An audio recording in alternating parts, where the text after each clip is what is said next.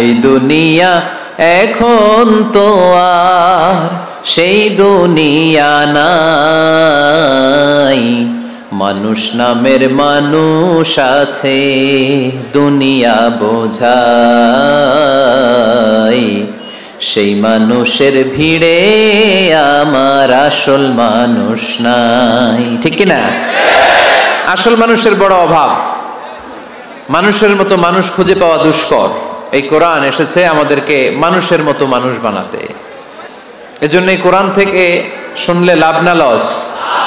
কোরআন পড়া যেমনি সওয়াবের, কোরআন শোনাও তেমনি সওয়াবের। ঠিক কিনা? কোরআন শুনলে রহমত নাজিল করে কে? ওয়াইদা কুরিআল কুরআনু ফাসতামিউ লাহু ওয়া আনসিতু লাআল্লাকুম তুরহামুন। যখন কোরআনের তেলাওয়াত করা হয় মনোযোগ দিয়ে শোনো, তোমাদের উপর রহমত নাজিল করবে কে? ওয়া ইন তাউদ্দু নি'মাতাল্লাহি লা তুহসুহা ইন্নাল ইনসানা লাযালুমুন কাফার। যদি আমার নেয়ামতগুলো গুনতে শুরু করে দাও, গুনতে গুনতে তোমার জীবন শেষ হয়ে যাবে, হায়াত ফুরিয়ে যাবে। আমি আল্লাহর নেয়ামত গুনে কশিনকালেও তোমরা শেষ করতে পারবে না।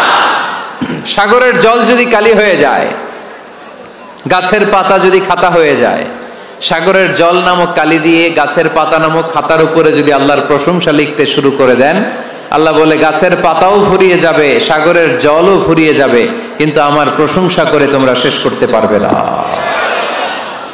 এজন্য আল্লাহর প্রশংসা করতে হবে বেশি বেশি নাকি কম কম? কম কম না বেশি বেশি? ফাবিআইয়ি আলাኢ রাব্বিকুমা তুকাযযিবান। আমার কোন নিয়ামতকে তোরা অস্বীকার করবি বল? O mankind and jinnkind, which of my mercy and blessings you want to deny? আমার কোন নিয়ামতকে অস্বীকার করবি? অস্বীকার করার সুযোগ আছে? নাই। আল্লাহর হাবিব সাল্লাল্লাহু আলাইহি ওয়াসাল্লাম এই সূরাটাকে বড্ড পছন্দ করতেন। সাহাবাদেরকে একবার তিনি এই সূরাটা তেলাওয়াত করে শোনালেন। সাহাবারা চুপচাপ, ঠিক যেমন এখন আপনারা চুপচাপ। আল্লাহর হাবিব বললেন, ও সাহাবারা, তোমরা তো এই সূরা শুনে চুপ করে বসে আছো, কিন্তু তায়েফের ময়দানে জিনদের কাছে এই সূরাটা আমি তেলাওয়াত করেছিলাম, তারা কিন্তু চুপচাপ বসে থাকে নাই। যতবার আমি ফাবিআইয়ি আলাኢ রাব্বিকুমা তুকাযযিবান পড়েছি, এই আয়াতের বিপরীতে তারা উত্তর দিয়েছে, কারণ এই আয়াতটা একটা প্রশ্ন। It's a question from your lord to mankind and jinnkind. এটা আল্লাহর পক্ষ থেকে মানব জাতি এবং জিন জাতির কাছে রেখে দেওয়া একটা প্রশ্ন। ফাবিআইয়ি আলাኢ রাব্বিকুমা তুকাযযিবান, আমার কোন নিয়ামতকে অস্বীকার করবি তুই? আল্লাহর কোন নিয়ামত অস্বীকার করার কোনো ক্ষমতা আমাদের আছে? নাই, অসম্ভব। এজন্য এটা একটা প্রশ্ন।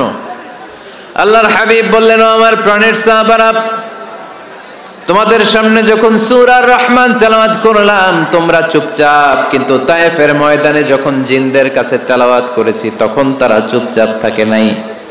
যতবার আমি ফাবিআইয়ি আলাኢ রাব্বিকুমা তুকাযযিবান তেলাওয়াত করেছি, প্রত্যেকটা আয়াত শেষে এই প্রশ্নের উত্তর তারা দিয়েছে। সুবহানাল্লাহ পড়েন। যতবার এই আয়াতটা পড়েছি প্রত্যেকবার এই আয়াত শেষে তারা প্রশ্নের উত্তর দিয়েছে। তারা প্রত্যেকবার বলেছে, লা বিশাইইম মিন নিআমিকা রাব্বানা নুকাযযিবু ফালাকাল হামদু। আল্লাহ, তোমার কোন নেয়ামত অস্বীকার করার কোনো সুযোগ নাই, সব প্রশংসার মালিক তুমি।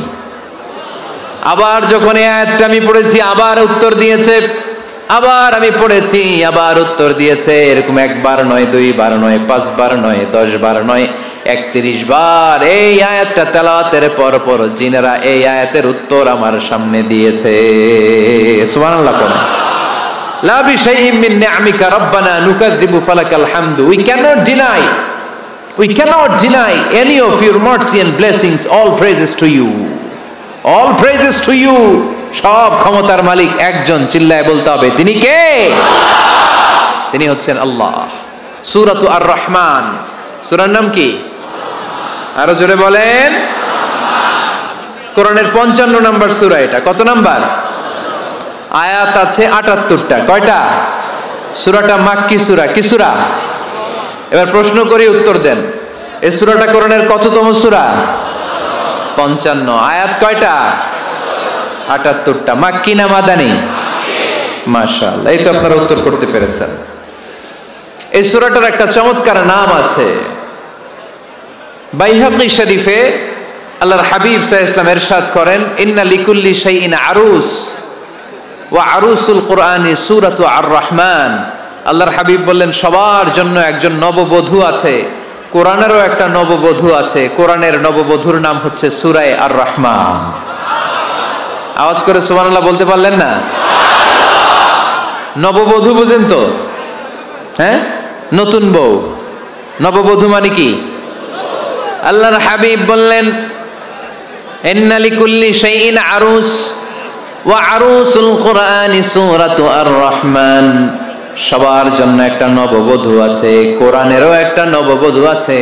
কোরআনের নববধূর নাম সূরা আর-রাহমান।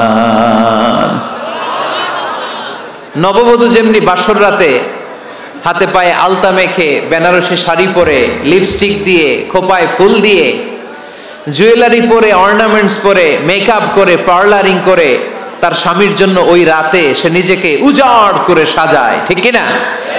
ঠিক তেমনি আল্লাহ তাআলা এই দুনিয়াতে আমাদেরকে কি কি নিয়ামত দিয়েছেন, আবার কি কি নিয়ামত জান্নাতে গেলে দিবেন, তার সব কিছু বর্ণনা করে এই সূরাটাকে তিনি উজাড় করে সাজিয়েছেন। সূরাটার নাম কি? আরো জোরে বলেন, কি নাম? আর-রাহমান। একটা দুর্বল বর্ণনায় এসেছে, দুর্বল বর্ণনায়, যে আল্লাহ তাআলা, স্বয়ং আল্লাহ তাআলা জান্নাতে জান্নাতীদেরকে এই সূরা আর-রাহমানটা নিজ কণ্ঠে তেলাওয়াত করে শোনাবেন। আমরা আল্লাহর কণ্ঠের তেলাওয়াত শুনতে চাই কি চাই না? আল্লাহর তেলাওয়াত কি আমাদের মতো তেলাওয়াত? আল্লাহ দেখতে কি আমাদের মতো? লাইসা কামিসলিহি শাই, তার মতো কেউ নাই। তার মতো কেউ আছে? তার মতো কেউ নাই। তিনি তার মতো। তিনি কার মতো? তিনি তার মতো। লাইসা কামিসলিহি শাই।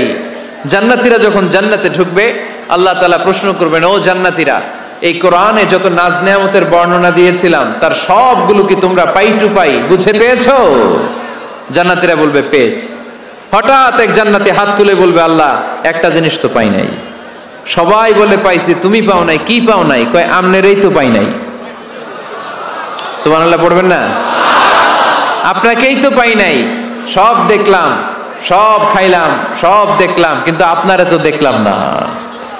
আল্লাহ তাআলা তখন বিশাল জান্নাতের এক কনফারেন্স রুমে সবাইকে বসিয়ে আল্লাহর দিদার মানুষকে দেখাবেন। আল্লাহ তাআলা তার গোপন সৌন্দর্যকে সেদিন জান্নাতীদের সামনে প্রকাশ করে দিবেন।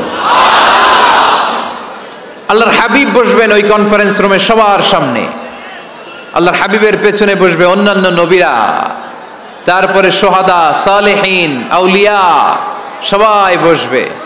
ওই জান্নাতের কনফারেন্স রুমে আমরাও যেন বসার জায়গায় পাই, আল্লাহ তুমি তৌফিক দিয়ে দিও। আল্লাহ তাআলা অনেকগুলো নূরের পর্দার পেছন থেকে নূরের ঝলকানি মারবেন। ওই ঝলকানি এক মুহূর্তের জন্য দিবেন। এক মুহূর্ত। কয় মুহূর্ত? 70,000 নূরের পর্দার কথা বলা হয়, এই বর্ণনাটাও দুর্বল। পর্দা আছে কিন্তু কয় হাজার জানে কে? আল্লাহ। ওই পর্দা সরিয়ে আল্লাহ তাআলা সৌন্দর্যের বা নূরের ঝলকানির এক আলোকচ্ছটা জান্নাতীদের সামনে তুলে ধরবেন এক মুহূর্তের জন্য। কয় মুহূর্ত? আলোকচ্ছটা দিয়েই আবার নাই, আবার সরায় ফেলবেন। ওই এক মুহূর্ত দেখে জান্নাতীরা পাগল হয়ে যাবে, অপলক নেত্রে তাকিয়ে থাকবে। এইভাবে চোখের পলক ফেলবে না, চোখ মেলে তাকিয়ে আছে। কিন্তু সামনে কিন্তু আল্লাহর নূর আর নাই, কারণ ওইটা আসছিল কয় মুহূর্তের জন্য? এক মুহূর্ত পরে নাই। কিন্তু কি যে দেখলাম, কত সুন্দর! কোটি কোটি বছর এরকম অপলক নেত্রে জান্নাতীরা তাকিয়ে থাকবে। ইন্নাল্লাহা জামিলুন ইউহিব্বুল জামাল। আল্লাহ নিজে সুন্দর, সৌন্দর্যকে পছন্দ করেন। আল্লাহর চাইতে সুন্দর কিছু হতে পারে? চিল্লায় বলেন, পারে? পৃথিবী সুন্দর, মানুষ সুন্দর, আসমান সুন্দর, জমিন সুন্দর, সুন্দরে সুন্দরে পাল্লা। জানি না কত সুন্দর তুমি আল্লাহ, জানি না কত সুন্দর তুমি আল্লাহ। সুবহানাল্লাহ পড়েন।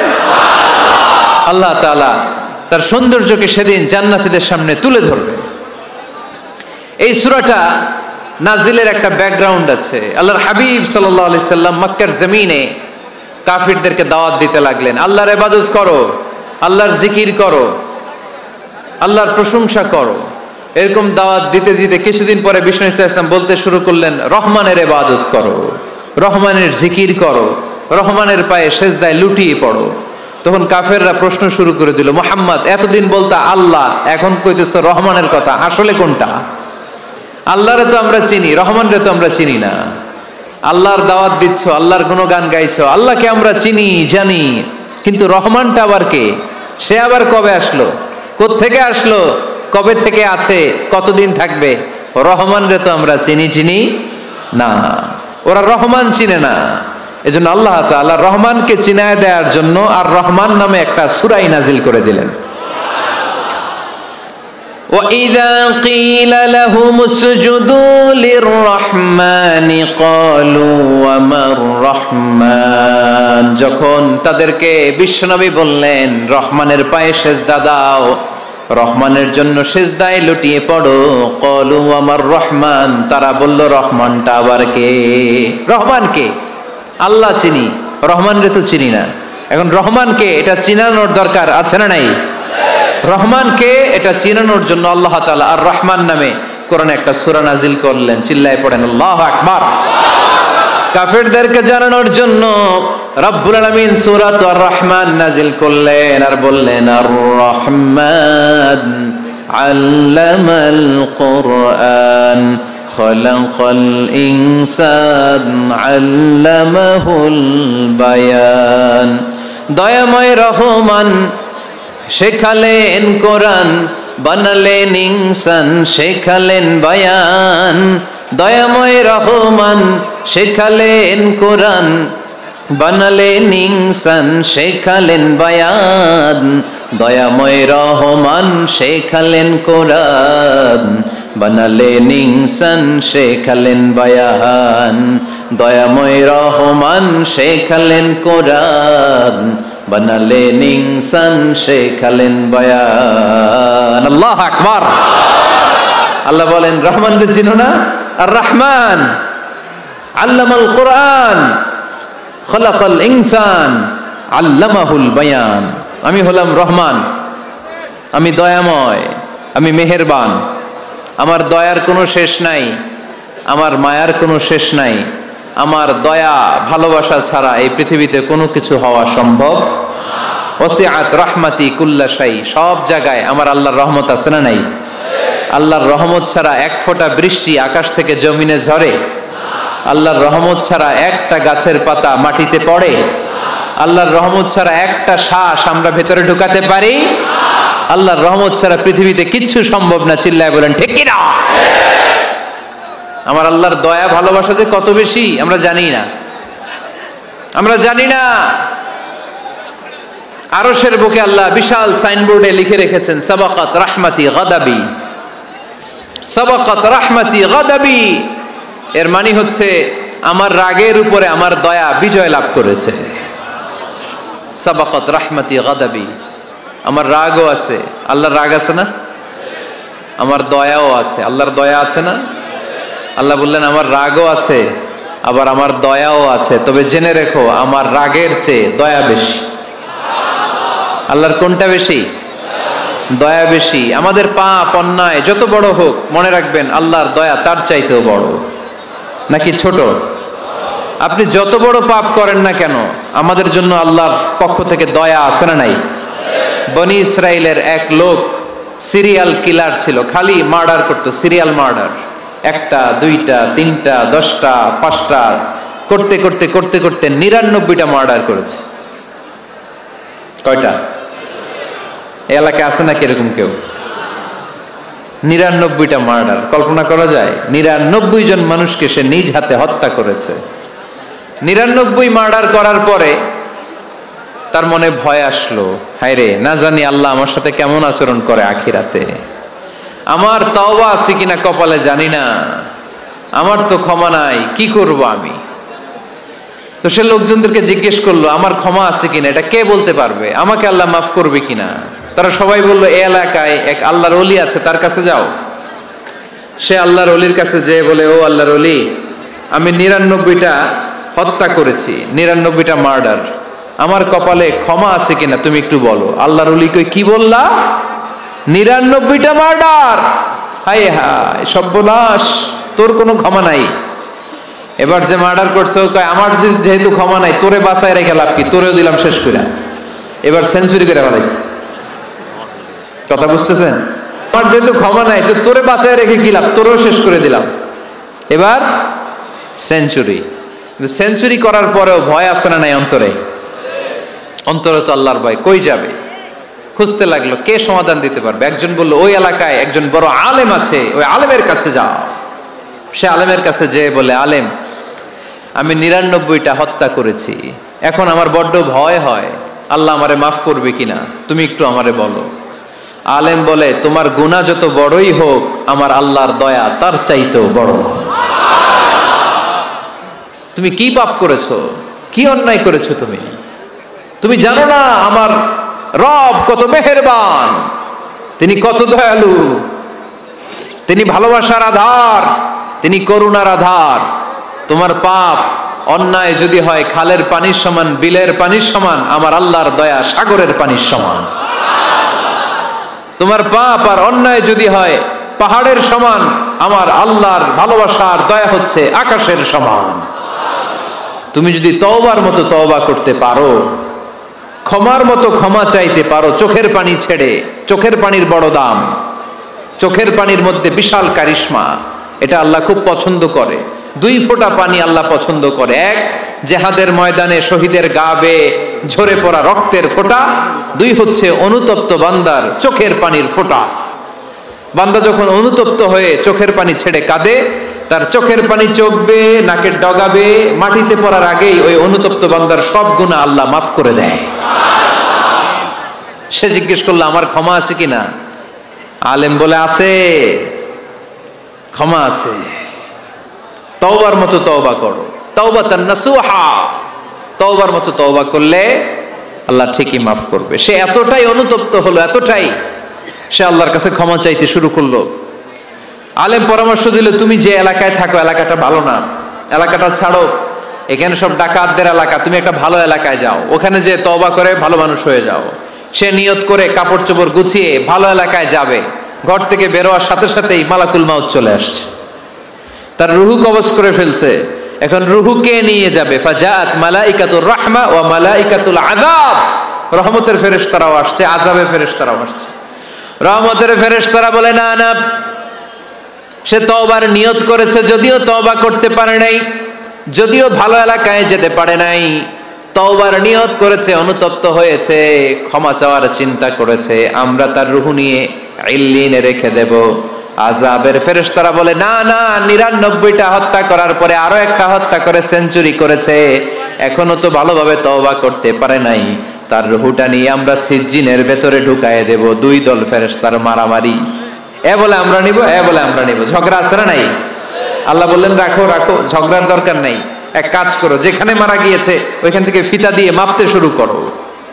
ভালো এলাকাটা যদি কাছে হয় জান্নাতের ফেরেশতারা নেবে, খারাপ এলাকা যদি কাছে হয় জাহান্নামের ফেরেশতারা নেবে। খারাপ এলাকা তো একেবারেই কাছে, ঘর থেকে বেরোয়ার সাথে সাথে মৃত্যু হয়েছে। আর ভালো এলাকা তো অনেক দূর। আল্লাহ জামিনটারে আদেশ দিলেন, জামিন এই অনুতপ্ত বান্দার জন্য তুই ভালো এলাকাটা কাছে চলে আয়। ভালো এলাকাটার জামিনটা তুই সংকুচিত হয়ে যা। যদিও ঘর থেকে বের হয়েছে একেবারে কাছে, খারাপ এলাকা হাজার হাজার মাইল দূরে চলে যা। ফিতা দিয়ে মাপ দিয়ে দেখে, সর্বনাশ, ভালো এলাকাটা তো একেবারেই কাছে, খারাপ এলাকাটা অনেক দূরে। আল্লাহর ফয়সালা অনুযায়ী রহমতের ফেরেশতারা তার রূহকে নিয়ে জান্নাতের ভেতরে ঢুকিয়ে দিয়েছে।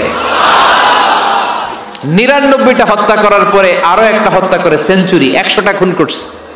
আপনি কয়টা করছেন? আমি কয়টা করছি? তো 100টা খুন করে যদি ও মাফ পেতে পারে আমার আল্লাহর কাছ থেকে, আমরা কি ক্ষমা পেতে পারি না? ওর পাপের কাছে আমাদের পাপ কি? কয় ওয়াক্ত নামাজ ছাড়ছেন আপনি? কয়টা মিথ্যা কথা বলছেন? কতবার ঘুষ খাইছেন? কত টাকা সুদে লাগাইছেন? কত অন্যায় করছেন? কত জুলুম করেছেন? মনে রাখবেন, আপনার পাপ, আপনার অন্যায়, আপনার জুলুম যত বড় হোক না কেন, আমার আল্লাহর দয়া তার চাইতেও বড়। এজন্য আল্লাহ নিজের পরিচয় দিয়ে বললেন, আর রহমানু আল্লামাল কুরআন খালাকাল ইনসান আল্লামাহুল বায়ান। আমি রহমান, আমি দয়ার সাগর। আমি কি? আল্লাহ তুমি দয়ার সাগর, রহমানুর রহিম। তোমার দয়ায় পূর্ণ আমার সারানিশিদিন। তোমার দয়ায় পূর্ণ আমার সারানিশিদিন। আলহামদুলিল্লাহ পড়েন। তাহলে বুঝতে পারলাম আমার আল্লাহর দয়ার কোনো শেষ আছে? চিল্লায় বলতে হবে, আছে। দয়া আর ভালোবাসাকে সৃষ্টি করার পরে আল্লাহ তাআলা 100 টুকরা করলেন। কয়শো টুকরা? সবাই শুনতেছেন? কষ্ট হচ্ছে তো? উত্তর দিচ্ছেন না যে। কত টুকরা করলেন? 100 টুকরা করে 99 টুকরা দয়া ভালোবাসা আল্লাহ তাআলা নিজের কাছে রেখে দিলেন, আর 1 টুকরা দয়া আর ভালোবাসা আল্লাহ তাআলা গোটা বিশ্বের সবার মাঝে ভাগ করে দিলেন। আমরা সবাই মিলে পাইছি কয় টুকরা ভালোবাসা? উনি রেখে দিয়েছেন কয় টুকরা? ওই 1 টুকরার কিছু অংশ আমিও তো পাইছি, তাই না? আপনি পেয়েছেন, আমরা সবাই পেয়েছি, গোটা বিশ্বের সবাই, আদম আলাইহিস সালাম থেকে শুরু করে কিয়ামত পর্যন্ত যারা আসবে, এসেছিল এবং এখন আছে, সবাই মিলে কয় টুকরা? ওনার কাছে কয় টুকরা? কিন্তু এই 1 টুকরা যে আমরা সবাই ভাগে যোগে পাইলাম, আমাদের ভালোবাসার নমুনা দেখছেন? একজন আর একজনের ভালোবেসে বলে আত্মহত্যা করে ফেলে, আছে না নাই? আছে না? আহা, সালমান শাহ মারা গেছে, এই দেশের কয়েকটা মেয়ে গলায় রশি দিয়ে আত্মহত্যা করছে, শুনছেন? আহা, অমুক সেলিব্রিটির কি হয়েছে, ছাদ থেকে লাফ দিয়ে পড়ে মাথা ফাটায় ফেলছে। ভালোবাসা আছে না নাই? যারে ভালোবাসে তার নাম আবার ছেলেরা হাতের মধ্যে কেটে কেটে লেখে। শরীয়তপুরে এগুলো নাই আলহামদুলিল্লাহ। হ্যাঁ, প্লাস দিয়ে লেখে, প্লাস। ধরেন আব্দুল্লাহ প্লাস শামিমা, তো এ প্লাস এস, রক্ত দিয়ে লেখে, রক্ত। আমি অবাক হই, নিডেল, সুই দিয়ে কেটে কেটে লেখে আব্দুল্লাহর এ প্লাস শামিমার এস। কি ভালোবাসা! 1 ভাগ ভালোবাসার ছিটে ফোটা সবাই মিলে পাইছে। এটা ঠেলা যদি এরকম হয়, তাহলে যিনি 99 ভাগ ভালোবাসা রেখে দিয়েছে তার ভালোবাসা বেশি না কম? দেখেন, ছোট্ট বাচ্চাটা রাতে খেতে চায় না, মা যদি বলে খাও, বলে না, খাবো না। আব্বু অফিস থেকে আসুক, আব্বুর কোলে বসে বসে আব্বু আর আমি একসাথে খাবো। এই ছোট্ট বাচ্চাটা কিছু বোঝে না, কিন্তু তারপরও তার বাবার জন্য ভালোবাসা তার হৃদয়ে ঢুকাই দিছে কে? আপনাদের এলাকায় মুরগি পালেন না আপনারা? মুরগি যখন বাচ্চা নিয়ে হাঁটে, দেখবেন মুরগি ছানা ধরা যায় না, ধরতে গেলে মা মুরগিটা কি করে? কামড় দিতে আসে। এই ছোট্ট বাচ্চাগুলোর জন্য মা মুরগিটার হৃদয়ের ভিতরে ভালোবাসা ঢুকাই দিল কে? আহা, আমি পত্রিকাতে এমনও দেখেছি, বন্যায় এক মা পানি খেতে খেতে খেতে খেতে খেতে খেতে মরে গিয়েছে, কিন্তু শিশুটাকে একটা বালতির মধ্যে চাপিয়ে মাথায় তুলে ধরে রেখেছে। মা পানি খেতে খেতে নিজের জীবনকে বিলিয়ে দিয়েছে, কিন্তু বাচ্চাটা মরে নাই। বাচ্চার জন্য কি ভালোবাসা! এই ছোট্ট বাচ্চার জন্য মায়ের হৃদয়ে জান স্যাক্রিফাইসের মতো এই ভালোবাসা ঢুকাই দিল কে? কিছুদিন পরে আবার আসতেছে বিশ্ব ভালোবাসা দিবস। তখন দেখা যাবে ভালোবাসা কারে কয়। মাদারীপুরের কোনো ফুল বাগান আর খুঁজে পাওয়া যাবে না ফুল, ঠিক কিনা? এই শরীয়তপুর এলাকায় নিশ্চয়ই আপনারা শরীয়ত লঙ্ঘন না করে ইসলামকে প্র্যাকটিস করেন, নাকি এইখানেও বিশ্ব ভালোবাসা আছে? হ্যাঁ, আছে তো। শরীয়তপুর না? হ্যাঁ, ওই দিন 14 ফেব্রুয়ারি শরীয়ত যায় কই? এগুলোর সাথে ইসলামের কোনো সম্পর্ক? আমাদের প্রতিদিনই ভালোবাসা, সকালে ভালোবাসা, বিকেলে ভালোবাসা, সন্ধ্যায় ভালোবাসা, শীতকালে ভালোবাসা, গ্রীষ্মকালে ভালোবাসা। আমাদের ইসলামে শুধু ভালোবাসাবাসি, ঠিক কিনা? রাসূল আমার ভালোবাসা, রাসূল আমার আলো আশা, রাসূল আমার প্রেম বিরহের মূল আলোচনা, রাসূল আমার কাজে কর্মের অনুপ্রেরণা। চিল্লায় পড়েন আল্লাহু আকবার। আমাদের ভালোবাসার কোনো কমতি আছে? 24 ঘন্টা আমাদের ভালোবাসা আছে না নাই? 365 দিন আমাদের ভালোবাসা আছে না নাই? এই জন্য আলাদা করে আমাদের কোনো দিন লাগে না, বিশ্ব ভালোবাসা দিবস দরকার হয় না। যারা মাকে দেখতে পারে না, বাবারে দেখতে পারে না, এরা একদিনের জন্য মা বাবাকে উইশ করতে যায়, আর নাম দিছে বিশ্ব মা দিবস, বিশ্ব বাবা দিবস। কিছুদিন আগে দেখলাম বিশ্ব ডিম দিবস। কি দিবস? আমি কি মিথ্যা বললাম? ছিল একটা বিশ্ব ডিম দিবস। কিছুদিন পরে বানাবে বিশ্ব বাঁশ দিবস, যে যারে বাঁশ দিতে পারে। এরপর একটা বানাইছে শুনলাম বিশ্ব চিন্তা দিবস। তো এটা কি দিবস? কয় এদিন আমরা সবাই মিলে চিন্তা করি যে আসলে আমাদের কি চিন্তা করা দরকার, আছে না নাই? তো এই যে ওরা বিশ্ব মা দিবস, international mother day, international father day, মা দিবস বাবা দিবস বছরে একবার ওল্ড হোমে রেখে আসে, বৃদ্ধাশ্রমে। যেহেতু সারা বছর বৃদ্ধাশ্রমে, বছরে একদিনও যদি মারে স্মরণ না করি কেমন হয়? তো একদিন ওই মা দিবসে মারে একটা কার্ড দিয়ে উইশ করে আসে, কিছু টাকা দিয়ে আসে। ওদের তো মা বাবার প্রতি দয়া নাই, শ্রদ্ধা নাই, ভালোবাসা নাই, এজন্য ঘটা করে ওদের দিবস পালন করা লাগে। আমাদের 24 ঘন্টা 365 দিনই ভালোবাসা, তাই এই দিবস ফিবসের আমাদের দরকার নাই। চিল্লায় বলেন ঠিক কিনা? জন্মের পর থেকেই তো আমাদের ভালোবাসা, মৃত্যু পর্যন্ত ভালোবাসা, আমৃত্যু ভালোবাসা। এই জন্য বিশ্ব ভালোবাসা দিবস, এটা ইসলাম কখনো সাপোর্ট করে না। ভালোবাসার কেন্দ্রবিন্দু একজন, চিল্লায় বলতে হবে তিনি কে? 100 টুকরা করে আমাদেরকে দিয়েছেন কয় টুকরা? উনি রেখেছেন কয় টুকরা? দেখেন, এক টুকরা ঠেলায় বিশ্ব ভালোবাসা দিবস আমরা পালন করি। ভালোবাসার গান, ভালোবাসার নাটক, ভালোবাসার ফিল্ম, ভালোবাসার কবিতা, অভাব নাই। কত ভালোবাসার স্টোরি আপনারা জানেন, এত ভালোবাসা।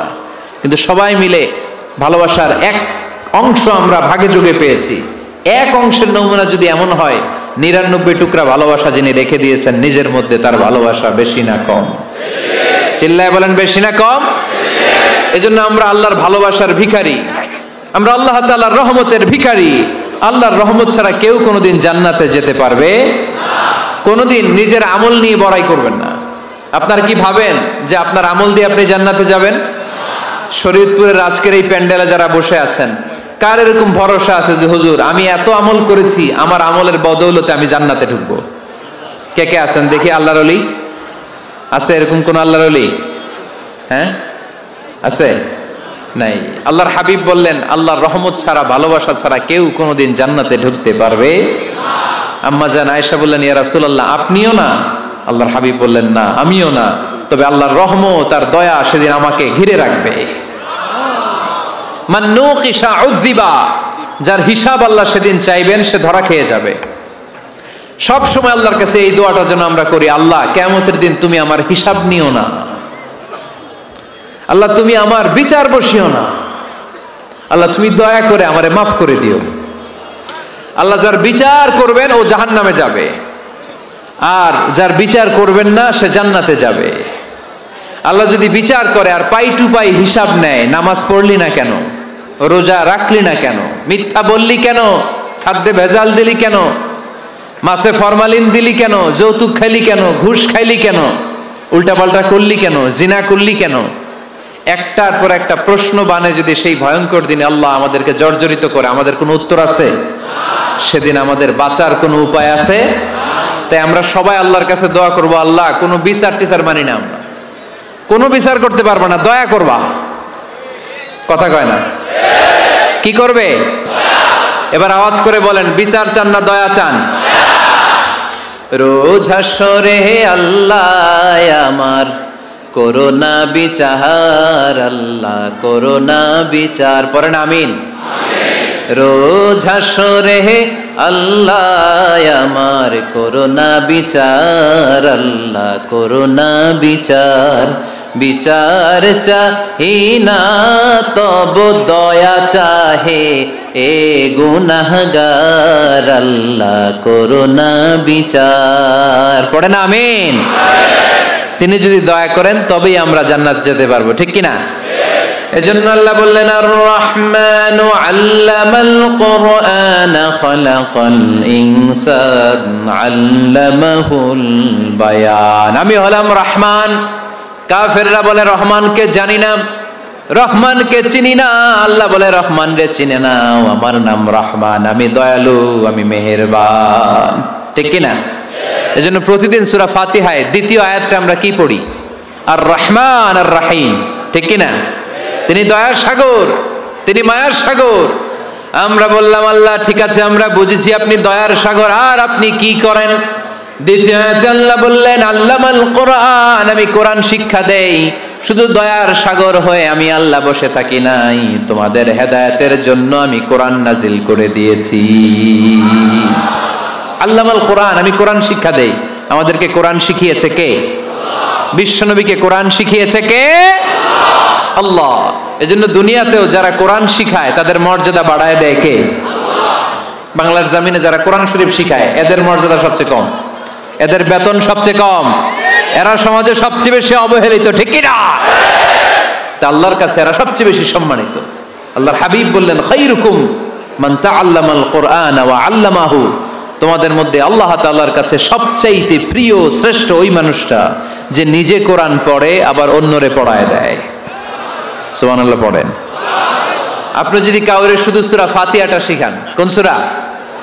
সূরা ফাতিহাটা যদি শিখায় দেন, সে যতদিন সূরা ফাতিহা তেলাওয়াত করবে ওই তার তেলাওয়াতের একটা পার্সেন্টেজ সওয়াব আপনার আমলনামায় আছে না নাই? সে যদি আবার আরেকজনের শিখায়, ওই লোক যদি আবার আরেকজনের শিখায় দেয়, এরকম যতজনকে তারা শিখাবে প্রত্যেকের তেলাওয়াতের একটা পার্সেন্টেজ সওয়াব আপনার আমলনামায় ঢুকায় দিবে কে? না খেয়ে না পড়ে অল্পতে তুষ্ট থেকে যারা শুকরিয়া করে এরা আমাদের আইম্মাতুল মাসাজিদ, মসজিদের ইমামরা, মসজিদের মুয়াজ্জিনরা। এক একটা মসজিদের মুয়াজ্জিনের গলা হবে এরকম বিশাল উঁচু। কিয়ামতের ময়দানে সবাই আমরা এর দিকে তাকায় থাকবো, কিরে ভাই তোর গলা উঁচু কেন? সে বলবে আমার এই গলা দিয়ে প্রতিদিন 5 বার আমি আজান দিয়েছি। কিয়ামতের ময়দানে ঠিকই সম্মানিত, দুনিয়ায় আমরা চিনলাম না ওনাদেরকে। এজন্য কোরআন শিক্ষার আসর যেন আমরা গড়ে তুলি। তালিমুল কোরআন প্রজেক্ট লাগবে, শিশুদের কোরআন শিক্ষার আসর, নারীদের কোরআন শিক্ষার আসর, বয়স্কদের কোরআন শিক্ষার আসর। আমরা কোরআন শিখে মরতে চাই, কোরআন জেনে মরতে চাই। No excuse will be granted that day. সেদিন আল্লাহ কোনো এক্সকিউজ গ্রহণ করবে না। সব পারো, হিন্দি তো ঠিকই কইতে পারো, হিন্দিতে কথা কইতে পারে না ছেলেপেলেরা? হিন্দি সিনেমা এমন দেখা দেখে হিন্দিতে কথা কইতে পারে। তো হিন্দি ভাষা বুঝতে পারলে, শিখতে পারলে আরবি পারলা না কেন? কোনো এক্সকিউজ, ওজর, আপত্তি সেদিন আল্লাহ গ্রহণ করবে? আসুন আমরা কোরআন শিখি, আসুন আমরা কোরআন পড়ি। প্রতিদিন একটা আয়াত হলেও কমপক্ষে আমরা যেন কোরআনের অর্থ পড়ি, বঙ্গানুবাদ পড়ি। রাজি আছেন তো? আপনাদের স্মার্টফোন আছে কার কার হাতে দেখি?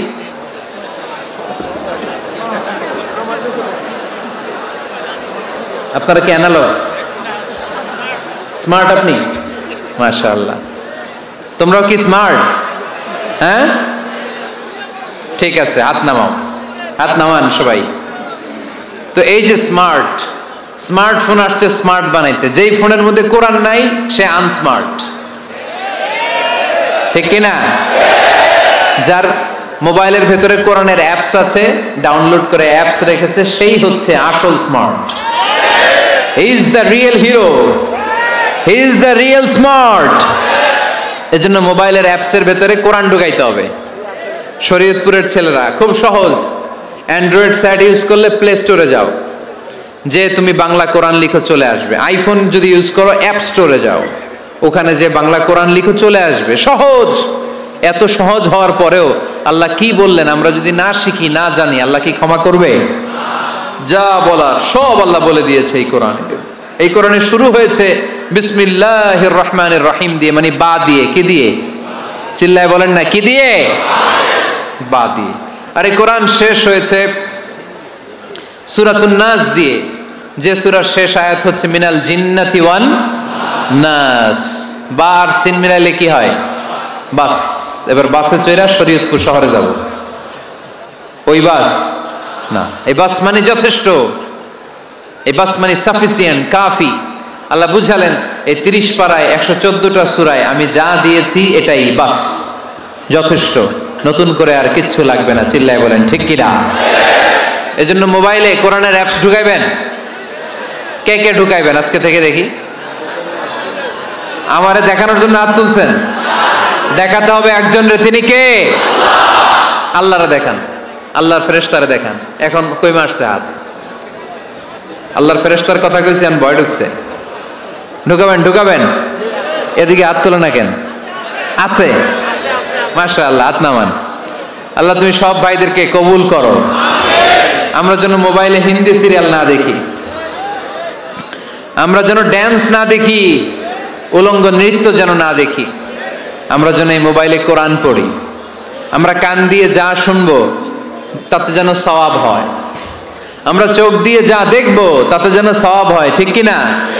যেন কানে শুনি সদা তোমার কালাম, হে খোদা চোখে যেন দেখি শুধু কোরআনের আয়াত, শোনো আমার মুনাজাত, শোনো শোনো ইয়া ইলাহি আমার মুনাজাত, শোনো আমার মুনাজাত। পড়েন আমিন। তাহলে আমরা যে কিতাবটারে সঙ্গী বানাবো, কিতাবটার নাম সবাই বলেন। আমরা যে কিতাবটারে বন্ধু বানাবো, এই কিতাবটার নাম, এটা আল্লাহর কিতাব। এই কিতাব সংরক্ষণের দায়িত্ব নিয়েছে কে? এই কিতাবকে কেউ ধ্বংস করতে পারবে? এই কিতাবের পিছু লেগে কেউ সুবিধা করতে পারবে? এই কিতাবের তাফসীর কেউ বন্ধ করতে পারবে না, অসম্ভব। কোরআনের কথা ছড়িয়ে পড়বে যুগ থেকে যুগ, যুগান্তরে, দেশ থেকে দেশ, দেশান্তরে, ঠিক কি না? এটা এমন কিতাব, এই কিতাবের পিছু লেগে লাভ নাই। এই কিতাবের বাণী ছড়িয়ে পড়বে গোটা বিশ্বময়। অনেকে অনেক ষড়যন্ত্র করেছে এই কিতাবকে ধ্বংস করে দেওয়ার জন্য।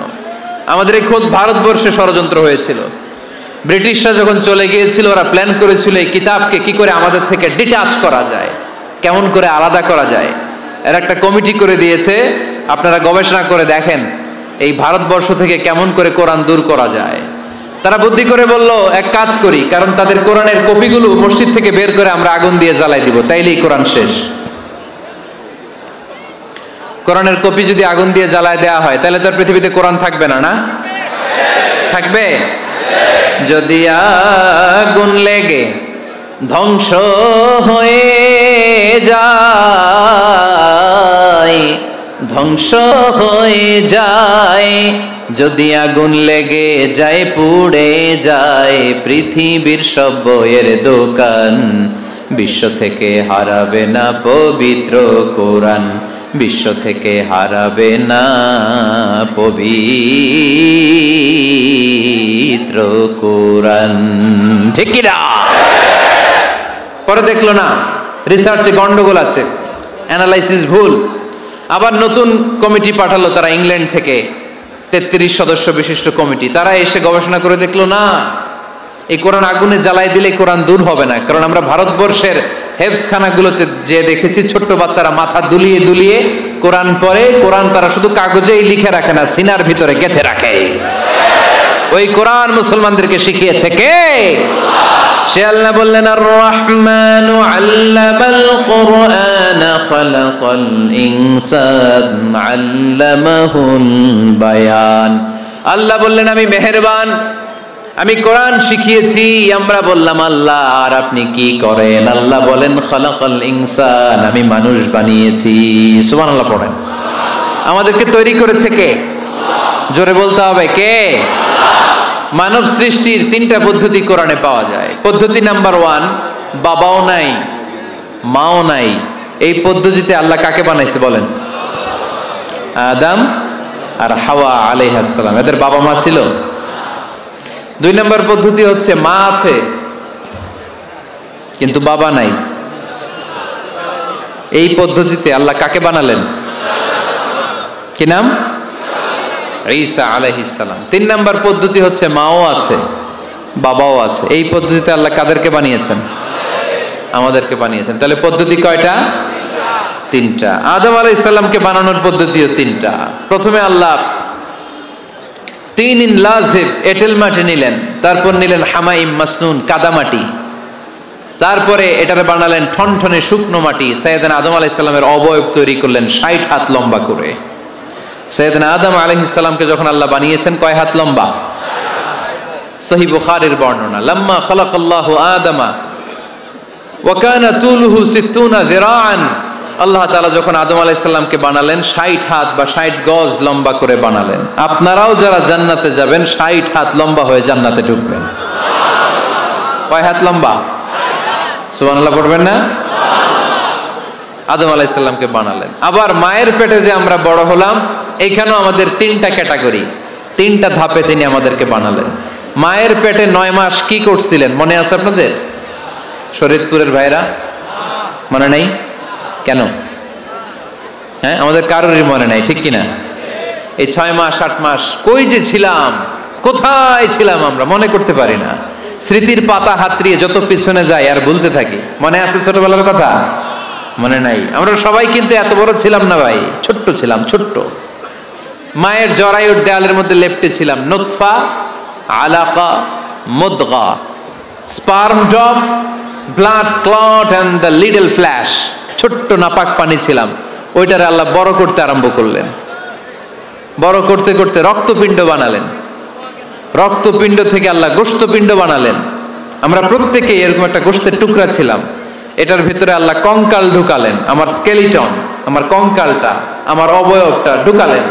তারপরে আবার গোশত দিয়ে প্যাকেট করলেন, তার উপরে আবার চামড়ার প্যাকেট পড়ায় দিলেন। পড়েন সুবহানাল্লাহ। এরপরে 9 মাস পরে এই পৃথিবীর বুকে স্মুথলি আমাকে আসার সুযোগ দিলেন কে? আল্লাহ।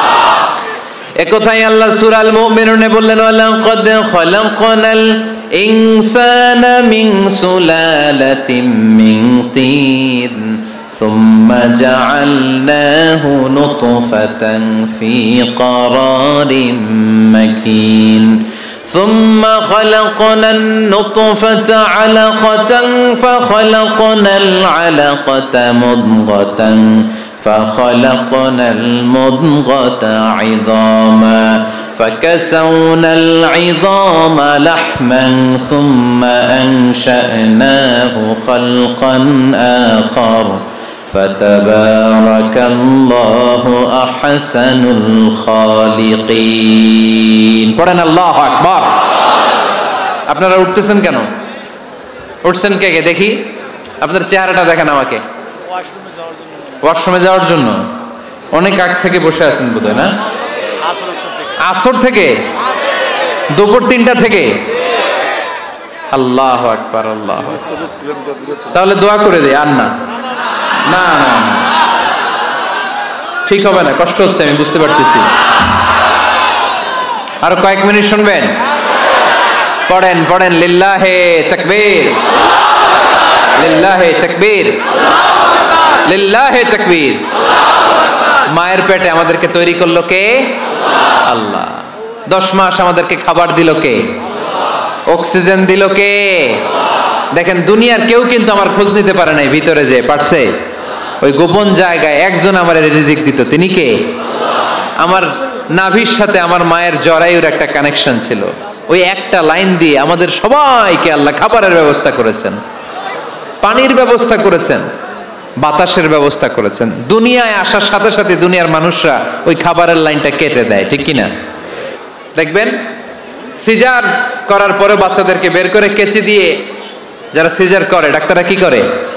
কেটে দেয়। বাচ্চার পা ধরে মাথাটা নিচু করে নিতম্বের মধ্যে থাপ্পড় মারে কয়েকটা, তারপরে বাচ্চা ওয়া ওয়া করে কেঁদে ওঠে, ঠিক কিনা? আমরা আমাদের কানে শুনি ওয়া ওয়া, আসলে সে আল্লাহর কাছে কেঁদে কেঁদে ফরিয়াদ জানায়, বলে আল্লাহ 9 মাস 10 মাস মায়ের পেটের ভেতরে ছিলাম, কেউ তো খোঁজ খবর নিল না, তুমিই তো আমার এই নাভির সাথে মায়ের জরায়ুর একটা লাইন দিয়ে ওই এক লাইনে খাবার, এক লাইনে পানি, এক লাইনে বাতাস ঢুকিয়েছো। 9টা মাস এই খাবারের লাইন আমার ঠিকঠাক ছিল, আমার টেনশন ছিল না। কিন্তু দুনিয়ার বুকে আসার সাথে সাথেই, এদের সাথে আমার কি শত্রুতা আমি জানি না, আসার সাথে সাথে আমার খাবারের লাইনটা কেটে দিস। আল্লাহ একটা মাত্র খাবারের লাইন ছিল, মানুষগুলো কেটে দিল। আমি এখন কি খাবো? আমি এখন যাব কই? আল্লাহ বলে কাঁদিস না, 8 মাস যেমনি খাওয়াইছি এখনো খাওয়াবো। সুবহানাল্লাহ পড়েন। খাবারের একটা লাইন ছিল, কেটে দিয়েছে। ওই একটার বিপরীতে তোর মায়ের বুকের ভেতরে এখন খাবারের 2টা লাইনের ব্যবস্থা করে দিলাম।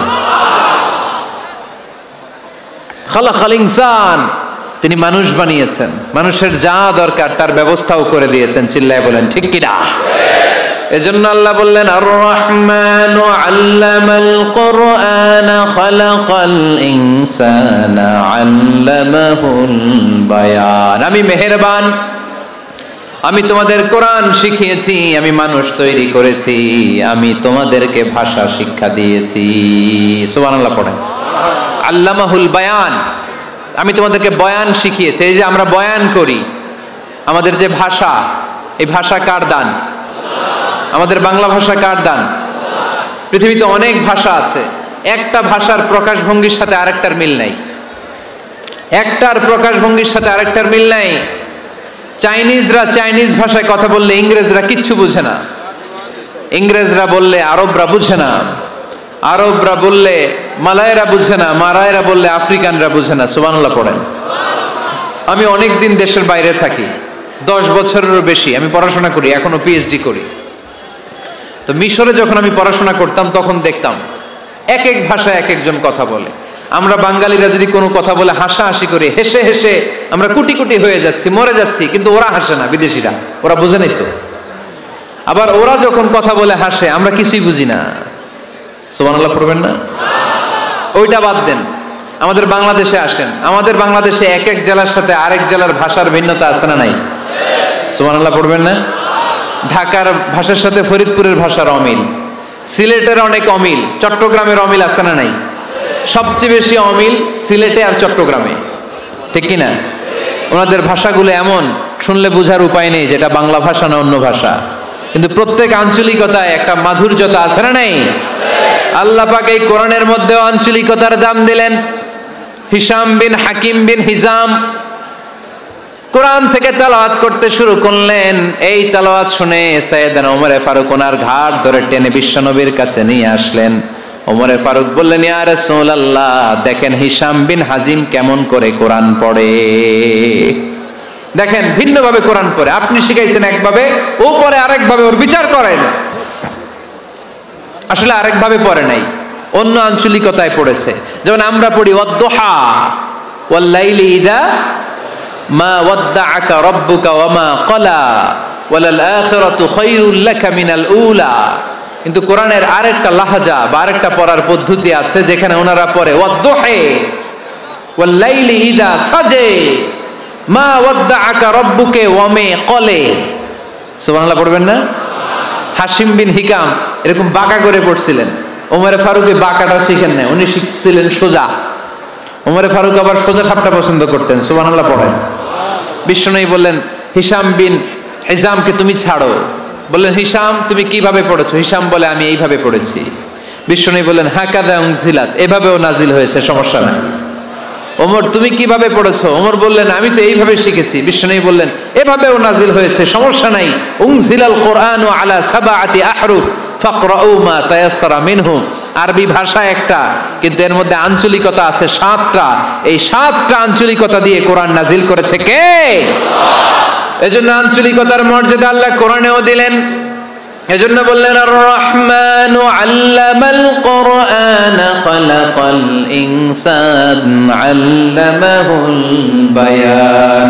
আমি মেহেরবান, আমি কোরআন শিখালাম, আমি মানুষ বানালাম, আমি তোমাদেরকে ভাষা শিখালাম। সুবহানাল্লাহ পড়েন।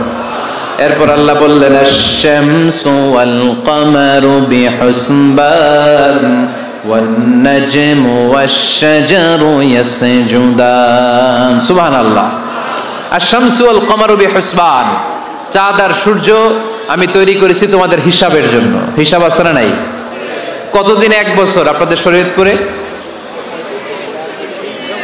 হ্যাঁ, 365 দিন। এটা তো সোলার ইয়ারের হিসাব বললেন, মানে সৌর বৎসর। আর চান্দ্র বৎসরে 354 বা 55 দিন। তাহলে এই সূর্য আর চাঁদ, চাঁদ আর সূর্যকে আল্লাহ এই মহাবিশ্বে দিয়েছেন হিসাবের জন্য, ঠিক কিনা? আল্লাহর হাবিব বললেন, সুমু লিরুইয়াতিহি ওয়া আফতিরু লিরুইয়াতিহি। চাঁদ দেখে রোজা রাখো, আবার চাঁদ দেখে রোজা ভাঙো। আমরা রমজান শুরু করি কি দেখে? জোরে বলেন। ঈদ শুরু করি কি দেখে? চাঁদের পালকি চড়ে আসলো সবার ঘরে, চাঁদের পালকি চড়ে আসলো সবার ঘরে, আসলো খুশির ঈদ, বলো ঈদ মুবারক, ঈদ মুবারক, ঈদ মুবারক ঈদ। সবাই পড়েন, বলো ঈদ মুবারক, ঈদ মুবারক, ঈদ মুবারক ঈদ। সুবহানাল্লাহ পড়েন।